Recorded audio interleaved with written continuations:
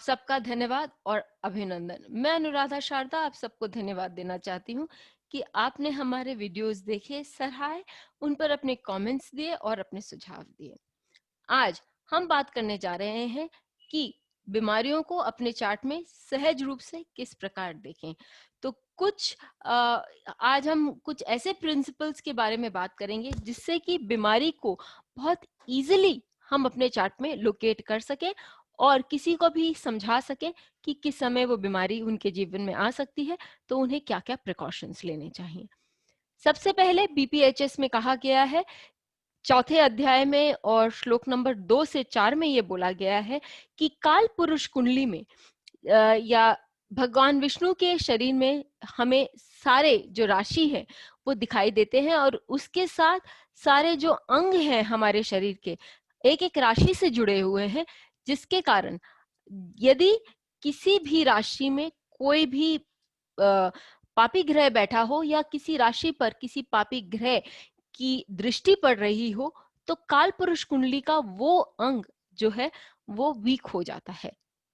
और इसी प्रकार यदि काल पुरुष कुंडली में किसी भी राशि में कोई शुभ ग्रह बैठा हो या उस राशि पर किसी शुभ ग्रह की दृष्टि पड़ रही हो, तो काल पुरुष कुंडली का वो अंग जो होता है वो स्ट्रांग हो जाता है। और यदि किसी भी राशि पर मिले जुले जो दृष्टि है या मिले जुले प्लैनेट्स होते हैं, तो ऐसे में वो जो अंग होता है कालपुरुष कुंडली का, उसका भी रिजल्ट जो आता है वो मिला जुला निकल कर आता है। ये तो हमने देखा कालपुरुष कुंडली। फिर हम जाएंगे वो व्यक्ति की कुंडली पर। तो उस व्यक्ति की कुंडली में हम देखेंगे, यदि काल पुरुष कुंडली में षष्टम भाव पे कोई यानी कि कन्या राशि में यदि कोई बेनिफिक प्लैनेट है और साथ ही उस पर बेनिफिक एस्पेक्ट भी आ रहा है और इस व्यक्ति का षष्टम भाव भी बहुत पुष्ट है और उसके षष्टम भाव में भी कोई नेगेटिव इफेक्ट नहीं है, तो हम कह सकते हैं कि उस व्यक्ति को जनरली उसका जो स्वास्थ्य है वो बहुत अच्छा रहेगा और उसकी पाचन शक्ति जो है वो भी बहुत सही है, उसके इंटेस्टाइन्स आदि इन सब में कोई प्रॉब्लम नहीं है। इसके विपरीत यदि कालपुरुष कुंडली में हम देखते हैं कि सिंह लग्न में, सिंह राशि में यदि कोई पापी ग्रह बैठा है या किसी पापी ग्रह की दृष्टि है, साथ ही उस व्यक्ति के पंचम भाव में और पंचमेश पर भी कोई पापी ग्रह की दृष्टि है या पंचम भाव में कोई पापी ग्रह बैठा है, तो हम उस व्यक्ति को कह सकते हैं कि उसे अपनी जो है हार्ट प्रॉब्लम्स के प्रति सजग रहना चाहिए, अपने कोलेस्ट्रॉल आदि इन सब का एक उम्र के बाद रेगुलर चेकअप करवाते रहना चाहिए और साथ ही उसके खान पान में कुछ सही तरह से उसे देखभाल करनी चाहिए। तो इससे पहले कि हम एग्जाम्पल चार्ट्स पर आए, कि एक नजर डालें कि काल पुरुष कुंडली में कौन सी राशि को कौन सी बीमारी या कौन सा अंग दिया गया है।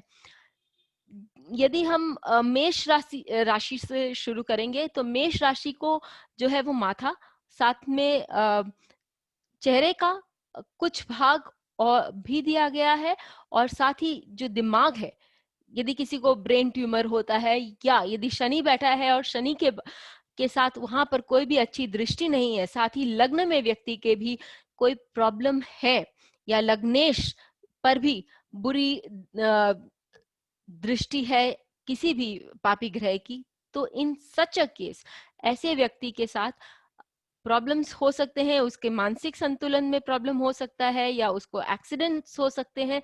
यदि मंगल यदि लग्न पर बैठा हो तो उसको एक्सीडेंट्स, चोट माथे पर, ये सब कुछ हो सकती हैं।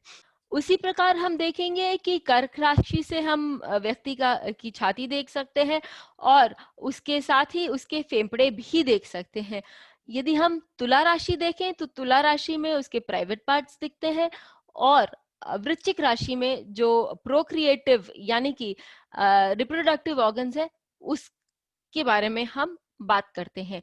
मकर में घुटनों का दर्द जो हम देखते हैं कि प्रायतर बड़ों को होता है और मीन से हम पैर देखते हैं। इसी प्रकार काल पुरुष कुंडली में सभी सभी राशियों को एक एक बॉडी पार्ट या एक से अधिक बॉडी पार्ट्स दिए गए हैं। तो फिर हम आते हैं, जो हमने पहले बात करी उसको फिर वापस दोहराते हैं कि क्या क्या हमें देखना चाहिए।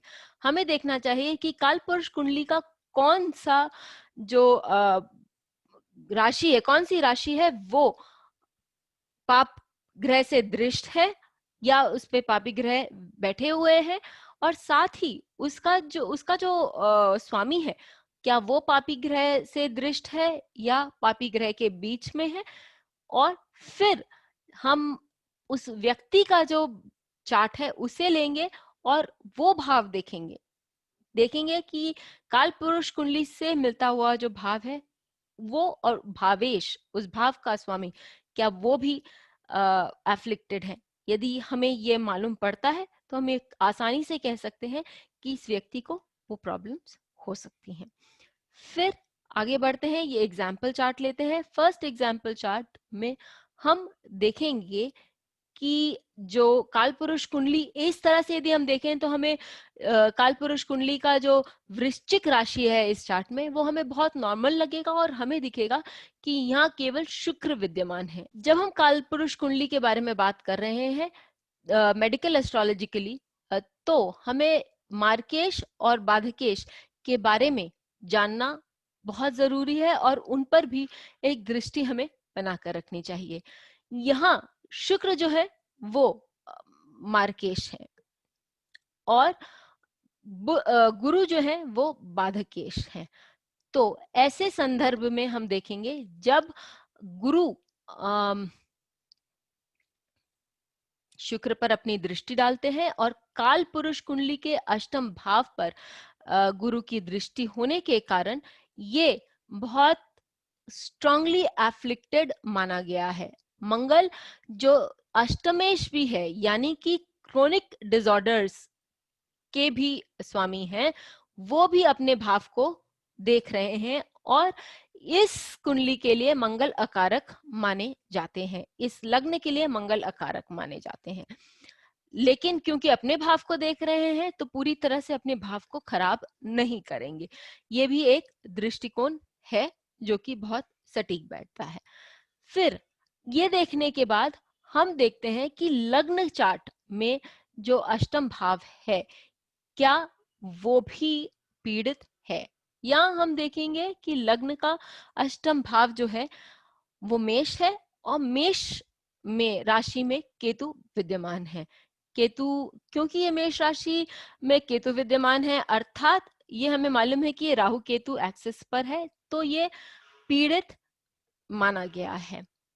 साथ ही जो अष्टम भाव का स्वामी है वो मार्केश द्वारा दृष्ट है, यानी कि मंगल जो है वो मार्केश द्वारा दृष्ट है और वो वक्री होने के कारण बहुत बली भी माने गए हैं।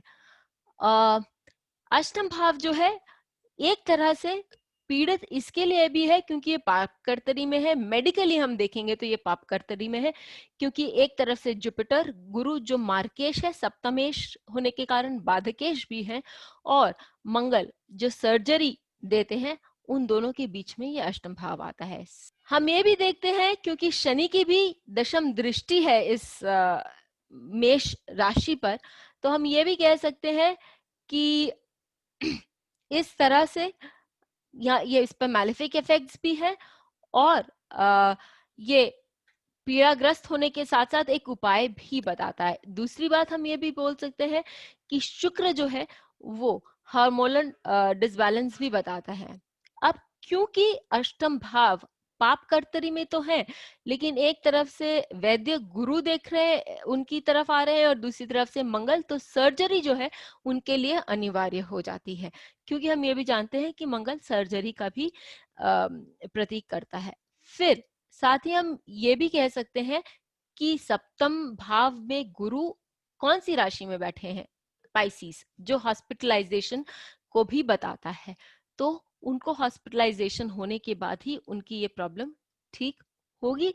साथ ही गुरु जो है वो फैलाव का कारक है, यानी कि उनको सिस्ट, जब हम कैंसर या ट्यूमर आदि देखते हैं तो हम सिस्ट देखते हैं और गुरु यहाँ पर शिष्य का भी प्रतिनिधित्व करता है। तो हम ये कह सकते हैं कि उस व्यक्ति को सिस्ट है, जिसके कारण उन्हें एक बार हॉस्पिटलाइजेशन होगा, उनका यूट्रस रिमूवल या उनकी क्लियरिंग होगी, जिसके बाद उनकी तबीयत फिर से ठीक हो सकती है। और ये कब होगा? ये तब होगा जब केतु की दशा अंतरदशा होगी, या ऑपरेशन मंगल की दशा अंतरदशा में भी हो सकता है, या कोई ऐसा गोचर हो जो अष्टम भाव को पीड़ित करता हो, वो भी उन्हें ये काम करवा सकता है। फिर आगे हम बढ़ते हैं आइंस्टाइन की चार्ट पर। आइंस्टाइन के चार्ट पर हम सबसे पहले देखते हैं षष्टम भाव, काल पुरुष कुंडली का। काल पुरुष कुंडली का षष्टम भाव यानी कन्या राशि पे ऐसे तो कोई भी पापी ग्रह नहीं बैठे हैं, लेकिन ये जो काल पुरुष कुंडली का षष्टम भाव यानी कन्या राशि है, वो तीन तीन पापी ग्रह की दृष्टियों से दृष्ट है, चाहे हम उसको शनि लें, सूर्य लें या राहु लें, तो ये सब कन्या राशि को दृष्ट कर रहे हैं। और कन्या राशि का जो स्वामी है बुध, वो दो पापी ग्रह यानी शनि और सूर्य के बीच में बैठे हैं और पाप कर्तरी में है और नीच के हैं, अर्थात वो भी अत्यंत पीड़ित हैं। तो हमने देखा कि कालपुरुष कुंडली का षष्टम भाव जो है वो पूरी तरह से पीड़ित है। फिर हम उनका षष्टम भाव लेंगे, अर्थात उनके लग्न कुंडली का षष्टम भाव लेंगे, जो कि आप जहां हम देखते हैं कि मार्केश चंद्रमा नीच के होकर बैठे हैं और इस चंद्रमा पर किसी की भी दृष्टि नहीं है, न शुभ दृष्टि न पाप दृष्टि, और न ही चंद्रमा के आगे या पीछे कोई ग्रह है। ऐसा चंद्रमा को केमद्रुम योग कहा जाता है और वो योग सुंदर योग नहीं माना जाता। षष्ठम भाव में ऐसा चंद्रमा पेट का दर्द दे सकता है। अब हम देखते हैं षष्टमेश। षष्टमेश जो है मंगल है, उच्च के होकर अष्टम भाव में बैठे हैं और राहु के साथ बैठे हैं। अष्टम भाव हम जानते हैं कि क्रोनिक डिसऑर्डर्स यानी कि निरंतर चलते जाने वाली बीमारी जो लंबे अरसे तक चले और जिसका कोई निजात न हो सके, ऐसी बीमारियों को प्रतिनिधित्व करता है। और हम ये जानते हैं कि षष्टम भाव काल पुरुष कुंडली के अनुसार आपकी डाइजेस्टिव प्रॉब्लम्स देता है और आपको पेट की तरह तरह की प्रॉब्लम्स देता है, एब्जॉर्प्शन इश्यूज देता है कि आपके बॉडी में खाना रिटेन नहीं कर पाता। तो हम ये बता दें कि आइंस्टाइन को अपने आधे से ज्यादा उम्र में, जब वो आधे से कम उम्र से वो ऐसी दवाइयां ले रहे थे जिसके कारण उनके पेट दर्द या पेट की बीमारियों को वो ठीक करने की कोशिश कर रहे थे, और खान पान की भी उनको बहुत सारी प्रॉब्लम्स रहती थी। तो उनकी कुंडली से ये बात बहुत सुंदर ढंग से स्पष्ट होकर सामने आती है। तो आप भी अपनी कुंडली में लगाएं, देखें, बताएं कि ये आपकी कुंडली में कितना सटीक बैठता है। हमें फिर अपने कमेंट बॉक्स में लिखें और सजेशंस भी भेजें। फिर मिलेंगे, तब तक के लिए